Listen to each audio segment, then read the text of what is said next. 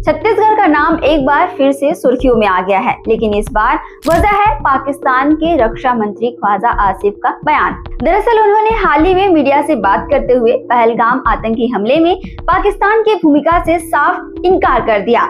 अपनी सफाई देते हुए उन्होंने छत्तीसगढ़, मणिपुर और नागालैंड जैसे राज्यों का जिक्र किया और कहा कि भारत के अंदर ही बगावत हो रही है, ये आपका घरेलू मामला है। ख्वाजा आसिफ का कहना है कि भारत के कई राज्यों में लोग खुद ही सरकार के खिलाफ हथियार उठा रहे हैं। छत्तीसगढ़ में जो नक्सली हिंसा है उसे भी उन्होंने बगावत का नाम दिया। उन्होंने कहा कि ये सारी घटनाएं भारत के अंदर ही पैदा हुई है, पाकिस्तान का इससे कोई लेना देना नहीं है।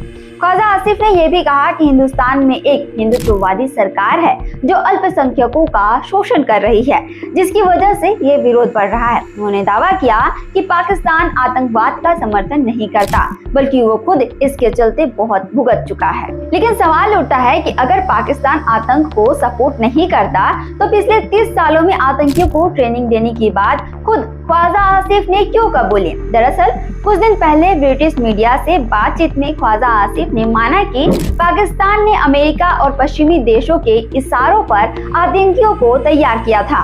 अब जब खुद उनके देश के मंत्री ये बात मान चुके हैं तो उनकी सफाई कितनी सही है, ये सोचने वाली बात है। 22 अप्रैल को कश्मीर के पहलगाम में हुए हमले में छत्तीसगढ़ के रायपुर से दिनेश नाम के बिजनेसमैन की जान चली गई।